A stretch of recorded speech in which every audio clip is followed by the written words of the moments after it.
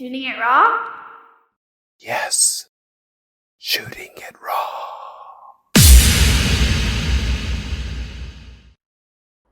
I wasn't hearing everything that you were saying. I was hearing, yeah, the song was dropping and going. It could be the Wi-Fi. Sometimes in my country, we have challenges with internet connection.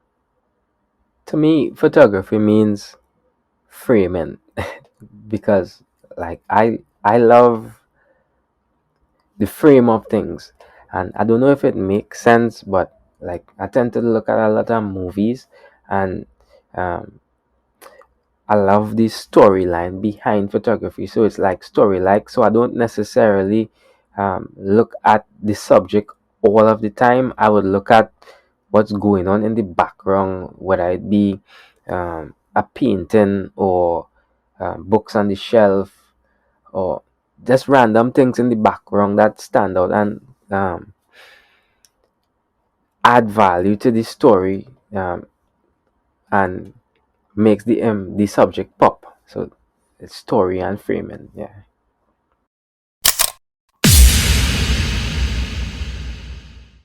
Fantastic. That's great. So, Kareem, how do I say your last name? Rice? Reese? How do I say your last name? Rice. Rice. Kareem, thank you. You're in a very blue room at the moment, not the green room. You're in the blue room. Yeah. You're wearing a blue shirt. It's all blue. It's a beautiful look. You've got the fantastic smile, fantastic face. Thanks for the compliment. I appreciate it. Yeah. Okay, so let's dive into. So first of all, the podcast is about saying we all have a bucket of seconds, right, of life, and then it's gone. So how do we make every second count? Like if life is a gift, how do we make every second count? Yeah. And by going through your photos, I'm going to learn about you and hopefully inspire people to figure out how they can make their lives more interesting, more fun, all that stuff.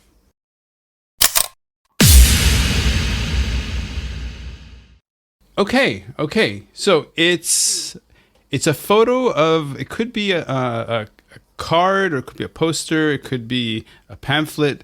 It says Youth 2023 Youthful Resilience Award, ages 18 to 35. A young person who has overcome exceptional challenges, family circumstances, geographical location, mental and physical health, while making an important contribution to society. And there are three people in this thing. Aaron George, Latifa Liverpool, and this handsome person named Kareem Rice. So what's this? Nominated for a National Youth Award in Trinidad and Tobago. That's where I'm from. For the category of youthful resilience. And so that was actually that image is the pamphlet with all of the other nominees. What was really amazing for me is that I've been through a lot, and being able to, even though I placed like first runner up, right, in that category, I've been through circumstances in life that first runner up was like a win to me, a huge win, because I'm I'm 31. I've been diagnosed as schizophrenic when I was 21, right? So 10 years ago, Oh, yeah.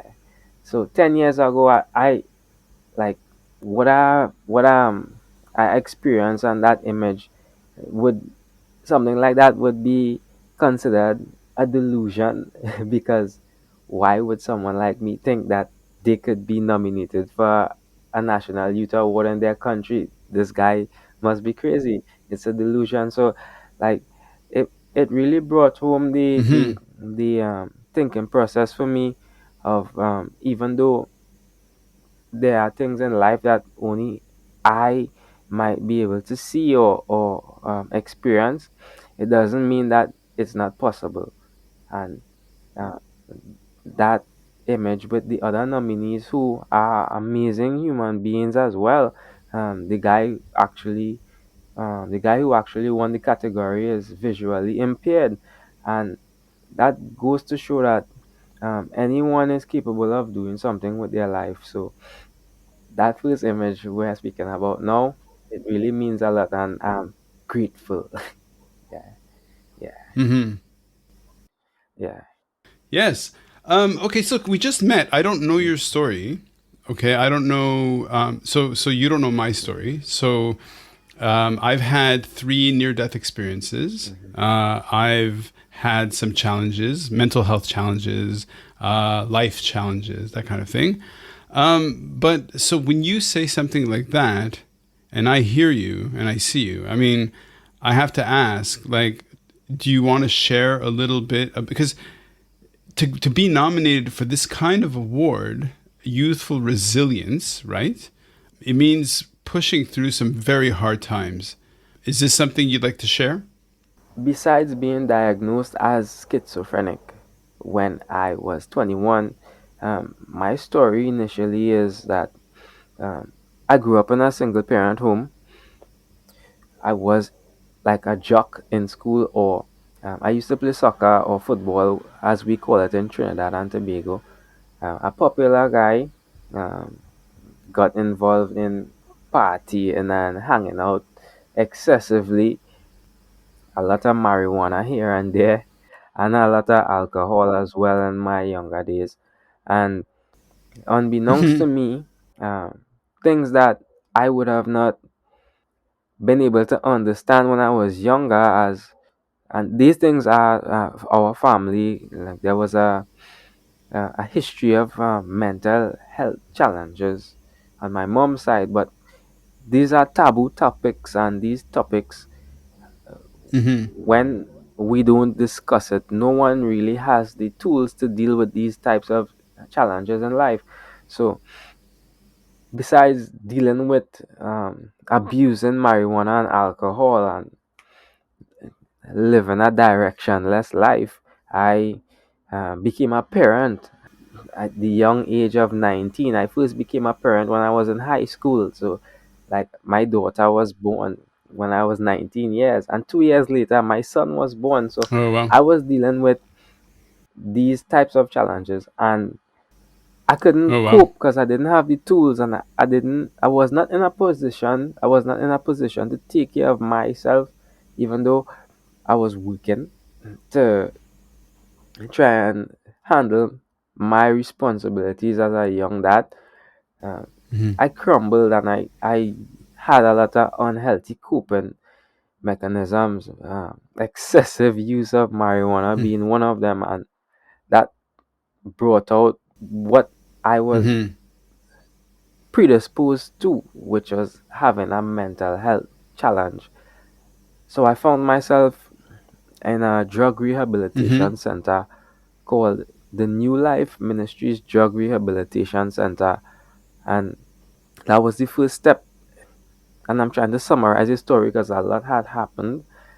But whilst at the New Life Ministries Drug Rehabilitation Center, I would have Mm-hmm. had to been committed. I was committed halfway through my stay at the New Life Ministries Drug Rehabilitation Center to our psychiatric hospital called the St. Anne Psychiatric Hospital, which is uh, just about 100 years Mm-hmm. old on our island of Trinidad and Tobago.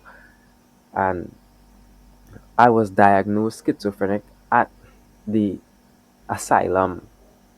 And so that's part of the story. And Right. like from that time till now, I don't know how asylums are in different parts of the world, but it's it's the type of institution where you don't just leave an asylum. You have to prove that you are fit mentally uh, Mm-hmm.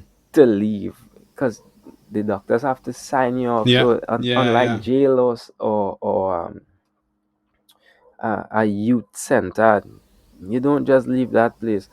And it was a journey, and it still is. And I'm in solidarity with people like myself who struggle on a day to day with mental health disorders or conditions that they have to live with. Yeah. Okay, so Kareem, I just so you, I don't know if you know my story. Okay, I born in Jerusalem in Israel. My parents left when I was a baby, when I was one. So Israel isn't my thing. I grew up in Montreal, Canada. Montreal, Canada has a reputation for being, advanced, progressive as far as mental health and all this stuff. Certainly, it gets better every year because people and knowledge gets better every year. And then 20 years ago, I moved to Hong Kong. So I'm in Hong Kong right now. I'd say Hong Kong is probably about a decade behind where Canada, the UK are, as far as recognizing and appreciating the depth of how mental health impacts on a person's life. So because I know nothing about Trinidad and Tobago in terms of the mental health issue, the mental health landscape, the resources, the taboos, all of this stuff. How about you share a little bit about what is it like to be to feel so alone? Because it's a journey, or it's a battle, not a battle, but it's basically a difficulty you kind of have to get through by yourself, right? And then you turn to some people for help. Why don't you make that real for people? Like, what is that experience like? That experience for me, schizophrenia is different from most mental health challenges, and it's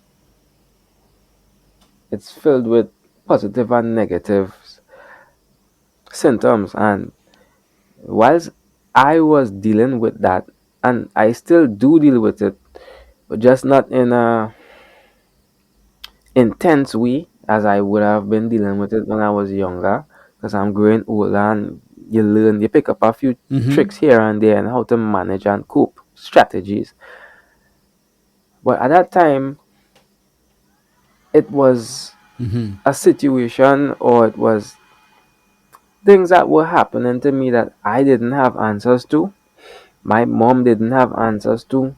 My father didn't have answers to. My family Mm-hmm. didn't have answers to, whether it be aunts and uncles, because I'm an only child. No brothers, no sisters. No one had answers to my questions, and I Mm. would have been recommended to my father. Someone recommended my father carry me to a drug rehabilitation center. So I was just going with the flow because I felt that that was what I needed to do, because I was under depression, Yeah. the impression that I was some type of supernatural being. Yeah. And I came into this world for a particular reason, and I'm supposed to Mm-hmm. make some sort of change. And at that time, and at the age I was having conversations like that and saying things like that, Mm-hmm. you get a weird side eye from people when you're speaking, because they're like, who does this guy think he is? What is he talking about? Legacy, his business. Oh, who does he think he is to be? So I was extremely Mm-hmm. paranoid at that time, because I didn't know how to deal with what I was feeling, what I was hearing, Mm-hmm. and what I was seeing. And being the popular person I was, it was Yeah. an experience where I lost a lot of friendship.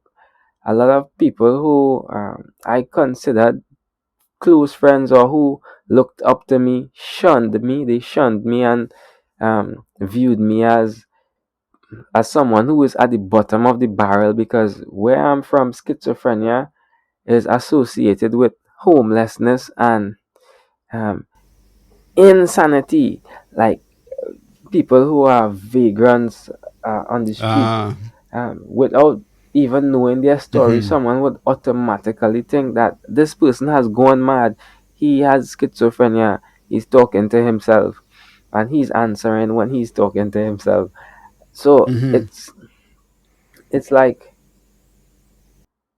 all hope and faith was placed in me before I had that challenge to deal with, it vanished into thin air. And till this day, there would be persons or people who still view me through that particular time. They see me as that person who was going through that challenge in life. And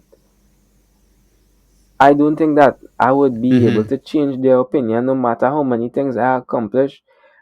But it's like heavily stigmatized to it's really stigmatized, yeah.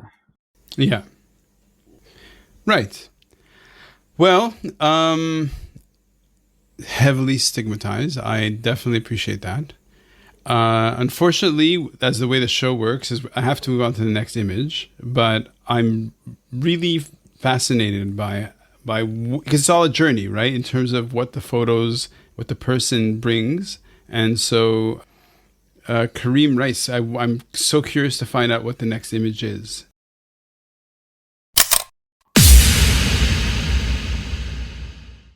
Okay, so this looks like probably a digital poster, less than maybe it's a proper poster, but it says in a big whoever designed it did something very beautiful. It's a very well designed sort of graphic. It says youth space, no holds barred as a kind of banner image. Then it says Daniel Ryce Music Studios. That's you. And then it says next to it, Adin has photography. Okay, also kind of nicely designed. You can just see in the background of the graphic this kind of maybe two people. It's very, very washed out. And at the bottom, there's all these like logos, like, Facebook. Wednesdays, sorry, from 5 to 6 p.m. live. Yes, so what is this? Youth space, no holds barred. It just came to me. I got inspired by a youth program. I participated in a youth program with my colleague Adina, a very close person to me, who is a part of my support system as well. I discussed the idea with her, and uh, we decided to go for it. And essentially, it's like I try podcasting as well in my own way, but a live stream, Facebook live stream, yeah, and it's a platform where we interview youths who won't necessarily get an opportunity to speak. Sometimes it would be persons like myself who are dealing with things, and they aren't, they won't be the first pick to get an opportunity to be interviewed on television, or because of where they are from in the country, they wouldn't um, have Right. access to let their voice be heard. And like, so where it's like a huge collaboration, because I'm from Central Trinidad, and my colleague Adina, she's from Lavantil, one of our communities that has a negative association because there's a lot of violence in the area.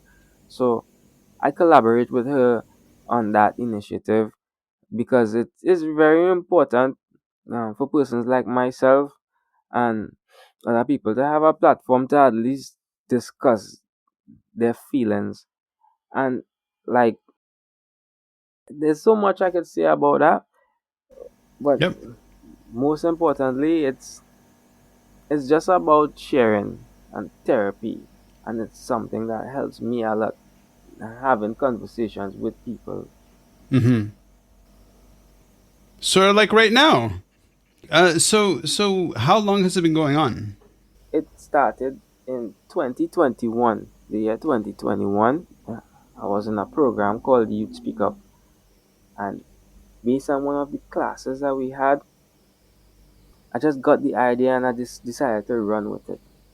2021 till now, and so far we have accomplished seven. Well, this is the sixth season, so I Wednesday is my day according to my horoscope because I'm a Virgo. I recently turned 31 years of age, September the 7th.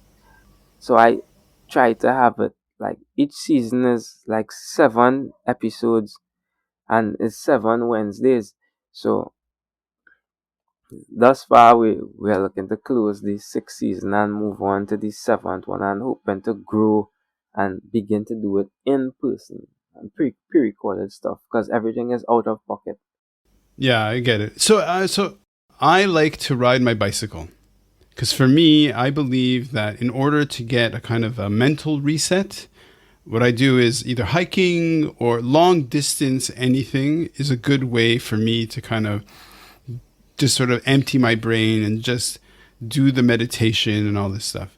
So if I was in your blue room right now with my bicycle, and then I asked you how long it would take to ride my bike to, is it Adina or Adina, her Oh, house, how long would it take for me uh, to ride my all right. bicycle So over?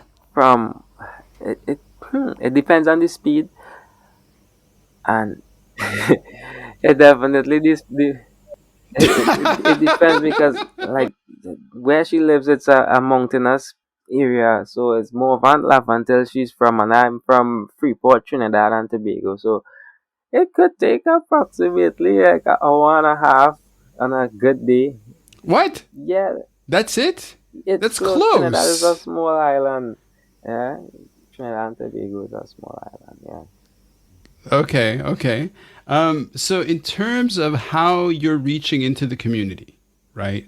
Into what was the most surprising thing that happened with your youth space no holds barred live stream? Like, sometimes something happens where you're just like, I couldn't have imagined that this would have been you wake up in the morning, you're like, oh, I have an event tonight. It's a Wednesday. I'm going to do this. But did you have a show that was just like, what just happened? That was crazy. Yes, we had two of those. And the content was like mind blowing. The level of comfort that these women had when they shared their story, because we interview everyone. We are inclusive and we don't segregate. Yeah, we no biases and stuff like Hmm. that.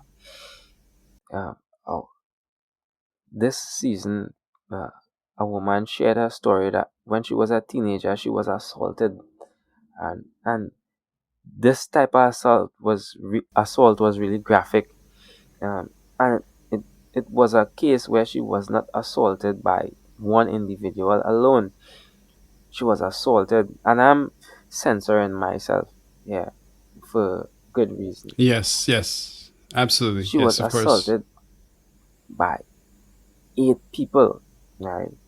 Then Fuck. when she ran away because they abducted her, the following day, one of the well, I wouldn't say gentlemen, one of the individuals No, one of the monsters, one of the yeah, who monsters. assaulted her, went to where she was attending classes and caused a scene and pretended that he was her brother, and forced her into a vehicle and carried her away to Holy another shit. place, and she was assaulted by several other guys as well. What? And she shared that Holy story in a fuck. graphic way on our live stream, and I was sitting there absorbing what she was saying, and but that was Yep. I won't call it cringe, but it was heartbreaking. It was heartbreaking, Oh man. definitely. Yeah. Oh, Kareem. Wow, wow. Um, well, let's, okay, no Yeah. holds barred. Let's leave that in the air. Uh, okay, hold on. I have to just let that sit because that's Yeah. pretty fucked up. Wow, yeah, no, she's super brave. She's, yeah, that's, wow, that's crazy.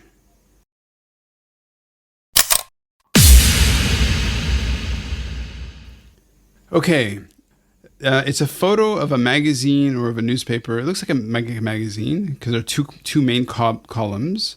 On the left is a story. You're in the focus. It's a photo with three people. You're in the middle. Where you look good in blue. You know you look good in blue. I like it. I like it. So you're wearing a blue jacket.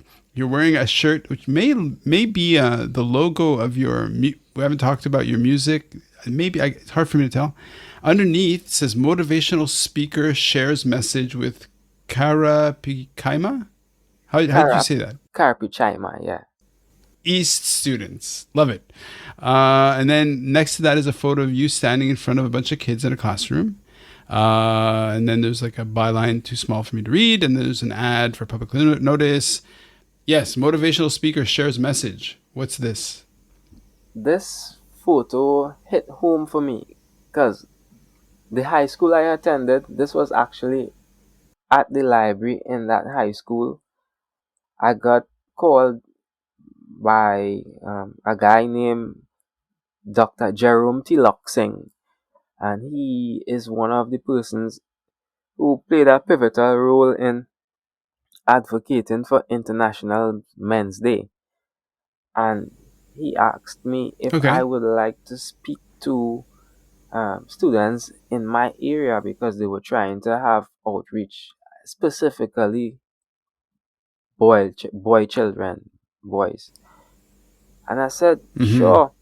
So I asked to speak to the two secondary schools because the way our institutions were structured when I was younger, there were junior secondary school and senior secondary school. And junior secondary school would have been a 3-year school, and senior secondary school would have been like 4 years. But these types of schools were like technical schools where you would learn trades, plumbing and mechanics and all these different types of things, hands-on skills. So I was unable to speak with Capichima Junior Secondary School, now known as Capichima West, but I was able to speak at Capichima East Secondary School, formerly known as Capichima Senior Comprehensive. So when I got the opportunity, I took it. Mm-hmm. I went, I created a PowerPoint presentation, and I spoke to the youngest of the Form 1, or the youngest of the boys in the schools, which would be the Form 1 age bracket. Those are people who just came out of primary school and entered into high school. And I shared and I broke down what is mental health. It was for commemoration of Day of the Boy Child, the Day of the Boy Child. That's what I went in to speak about, but Right. I gave my testimony and some of the things that I dealt with, and I shared with the students some of the activities that I am involved in as well. And it was received well because that was in collaboration with NALIS, our national library, the National Library system of Trinidad and Tobago. They Mm-hmm. collaborated with Dr. Jerome Tiloxing, and I got the opportunity to speak to um, the school where I attended, like the secondary school I attended. So that was great. And I felt like Mm-hmm. after going through what I went through, being able to come back and give back to my community or to an institution that I attended, it was great. It was great. It was something that Mm-hmm. I look forward to continuously do every year if the opportunity presents itself. Mm-hmm. So one of the things that I do professionally is I do training. I go into organizations and I talk about basically how to make people feel better. And if they feel better, they work better. Okay, so usually it's commercial, it's within a company or anything. And one of the programs that I have is to look at the 12 dimensions of a service leader, right? So we have multi dimensions. You can just name a bazillion dimensions, but we name 12 for it to be kind of comprehensive. And one of the dimensions is to give to something that is bigger than yourself, right? So in your case, giving back to that school, Capichima, yes, either the east or the west one. So how about you talk about, because in a way what you're doing through your podcast, through your live stream, through your engagements, going into schools and telling your story, is a gift. Like, you're giving people your story and saying, okay, this is, where I've come from. This is how you can hopefully learn. So why don't you talk about the role of giving to something that's bigger than yourself? I feel amazing to give to something that's bigger than myself, because every day is a blessing for me. My story is a story where the nurses at the psychiatric hospital were feeding me because I was not in my right mind. I Mm. went off the deep end, and it was Mm-hmm. something that it's like being able to have these opportunities to share and give back to society whilst continuously overcoming obstacles that may come my way, and remembering what it felt like whilst I was out of my mind. Because I think that there's a misconception that people have when someone has experienced a mental health disorder. They tend to think that all all of the time the people who are going through that forget what they were going through, or not are not aware of what they were going through whilst they were having a psychotic episode or a mental Mm-hmm. breakdown. It's like things were happening to me, but I was right there whilst it was happening to me, trapped, and had no control over what I was doing and what was happening to me. So Mm. I remember what I was feeling and seeing. I was there, but I had no control over it. So now, when I share or do anything, it's like the people who I choose to talk with and speak to is like, they know, yeah, this guy, he doesn't have to say anything, but he chose to come and speak to me, and he also listens when they are speaking. So it's like I am struggling to find the words to express how amazing it is to be doing great things yet be humble about it. But I'm just grateful for these opportunities. Really, really Mm-hmm. grateful for these opportunities. Well, you saying that makes me aware of the fact that here we are, right? For some weird reason, our worlds crossed paths, right? You're seated in a room 12 hours behind me. I'm seated in a room 12 hours ahead in completely different world. And yet somehow, like a miracle, really, the stuff inside your skull, in your brain, and how it's developed is reaching the stuff inside my skull and my brain and how it's developed. And I'm looking at this photo of you sharing within a classroom of other boys your story. It's actually it's miraculous. It's if we think about it, it's really kind of just it's an amazing moment. Now, somebody who's listening who's from another part of the world that we can't even imagine, right? Like, who lives on an island somewhere in the Pacific Ocean or whatever, who's listening to this.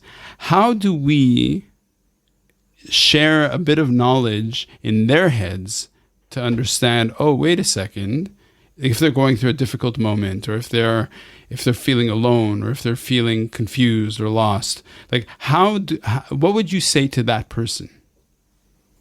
I would say it's okay. It's okay. Sometimes we have to get lost in order to find ourselves. And sometimes we have to lose our mind in order to renew it. Sometimes something needs to be emptied in order for it to be filled. So someone who needs uh, a good word or uh, to be pointed in the right direction, so long as they're focused on trying to find answers out of nowhere, answers come, and it's like a blessing. There are so many diverse cultures where I'm from. Yeah, I live in a cosmopolitan society, so it's Islamic, it's Christian based, there's Hinduism, there's there are many various types of belief systems where I'm from.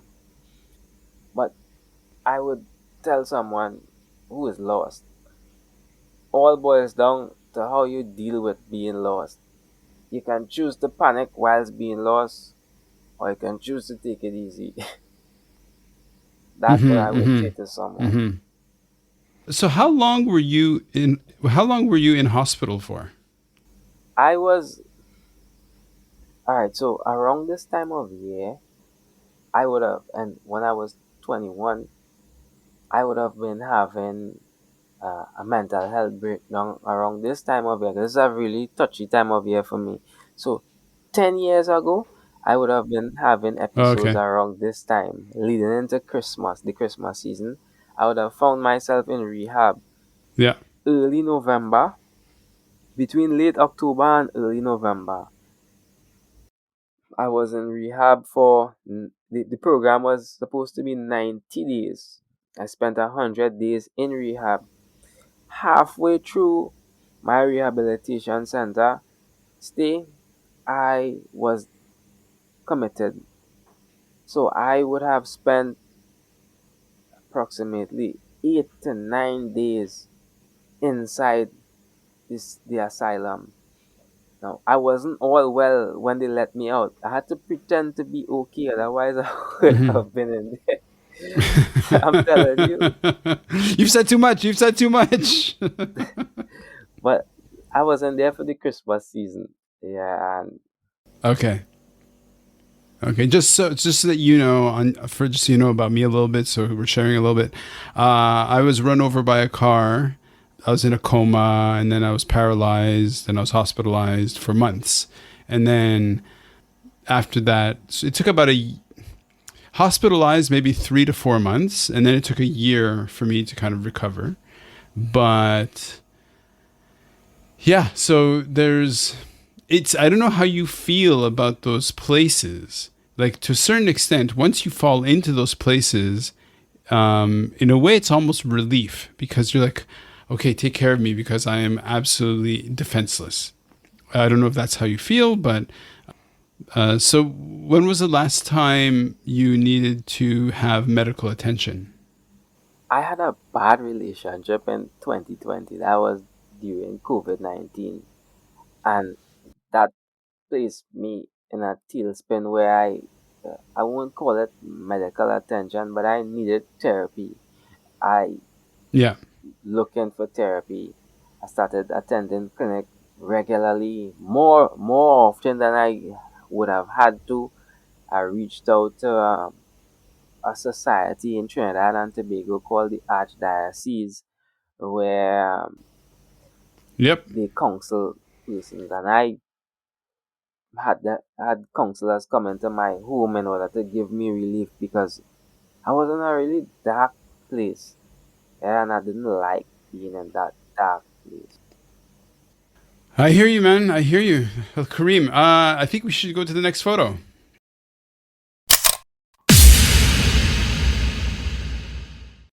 Okay, so in this photograph, we've got you looking. Wait, you're not. Okay, listen, you're not wearing blue. You're wearing a nice black jacket. You've got long. Your hair is tied back in a ponytail. You're wearing glasses, your signature glasses. You got rings on your finger. You're holding a mic, almost like you're rapping. Like you've got like that air, like you're kind of in there. Now, I don't know if this is a speech, but it's like the energy is very much activated. You've got these nice sort of red beads around your neck. It's in a room that could have a drum kit. You can just see kettle drum in the background and a mic stand. Yeah, yeah. So what's this? Well, this would have been the 20th of September. I record persons in my community and friends because I have been investing in equipment because I'm a hip hop artist and a poet as well. I write to help bring me peace. I'm a creative guy. I write, I draw, and Nice. I have fun with it. One of the artists who I record, they got an opportunity to perform at a birthday get together. It's just that him, even though I mix, I record, I edit, and I master his tracks for him, uh, I gave an instrumental to him as a gift a year and a half ago, and we collaborated on that song.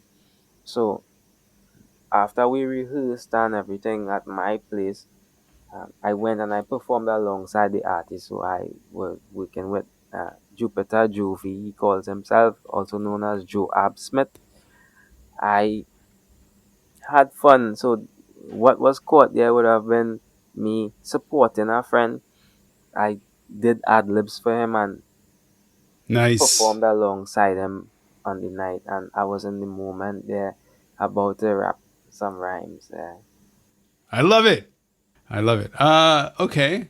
Now, if I said to you, do you have material right now to? I mean, I'm not going to ask you to perform right now, but do you have something you can perform off the top of your head, or you need to kind of get in the zone first? I can go in and out of the zone. I had rhymes that I wrote, and I can get it out at the top of my mind. I'm open to sharing as well. Okay, so share. Go ahead. Like, where do you want to? Okay, so look, we're just meeting you. You have the stage. We're trying to inspire people to make every second count. You're in Trinidad and Tobago. We just met. It's like, my impression of you is as somebody who gives back, who gives to other people. The question is, how where do you want to take this? Where do you want to take the listener? Well, I take the listener to a place of knowing who I am and what I came through and where they are. And I might share, firstly, my creative name is Split Mind. So as in split and mind. Oh, it hit the microphone there. Split mind. It's okay, man. Split mind. And I would share something that really resonates with people who experience some of the challenges I experience. I would say feeling the need to elevate the cerebral, these visions, medieval and sometimes primeval. I'm too legit, can't fidget, proceeding to multiply my digits, these punchlines I can't miss it.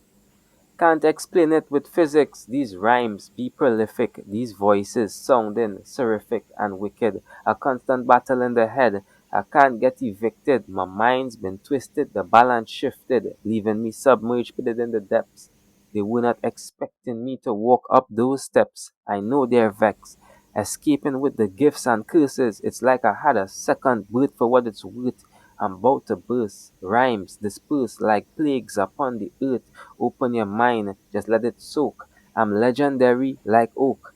Three of these, six of those, seven hoes, no clothes, one red rose. Pick the petals, more bars than a container of scrap metal. Level wood for those kettles who play in empty vessels. Giving some guys free rhyming lessons. Watch me spit like it's a western. Bustin' up my mouth like Corsair and Smith and Wessons. No time for stressing, it's just a blessing. Look at this. What is this? The beginning, like Genesis. Some are puppets and I'm the ventriloquist. Words like armaments, they're so elegant. It's evident I bring a different element. Some other guys missing components. Watch my poetry stone them, break them bones, them. So I stopped there, but second, but that's where I go. I like have fun with it. Yes. Yeah. Fucking Yeah, love it. Ah, you mad. Kareem, yeah, yes, yes. Kareem. yeah. So, you know what? Okay, look, I was in a performance group for a long time. Did a lot of performance poetry and stuff. So I'm listening to the rhythm. I'm listening to the cadence. I'm listening to. You're saying it's better with the beat. Yes and no. There's something about just the voice. You know, there's something about just the voice. Kareem, that's awesome. That was great. Do you have another? Look, okay, in a way, look. I don't know if you have another one that you want to drop right now, and then we'll end the episode there, or we can just keep talking. How about you put another one closer to the mic? All right. Do another one closer to the mic, and that will end the episode. What do you think? Okay. Peace is what we preach, calmly. Feast upon these words that I speak. On this earthly plane, let the Master teach. Parting those clouds from the galaxy. Split mind in the shade like a canopy, sheltered by my tree. Picking the fruits of my labor. Good energies from my neighbors. Peaceful moments in time, yes, I'm sure. Mountain tops, ocean fronts. Peace from the jump is what we want. World's changing fast. Yes, no, hourglass, sands of time. So I wrote a peace song for Global Peace Challenge 2020 where I met an amazing individual called Miss Liz. It was great, Yes, and how we met. definitely. Yeah, Nice. yeah. She discovered me. Okay, Kareem, like thank you so much. This has been really great. If you have a website, basically you're on Facebook, right? I'll put the link, Facebook link and Instagram link. Is there a place you want people to go visit to learn more about you? I'm on Facebook at Kareem Rice. Kareem Rice, Kareemryce, and on Instagram at Kareem Daniel Ryce 01. And my Facebook page is Daniel Rice Music Studios, and that's where I share a lot of positive content, and we host the live stream. Amazing. Kareem, thank you so much and have a great night. Thank you. I really appreciate this opportunity. Yeah. Shooting it raw? Yes. Shooting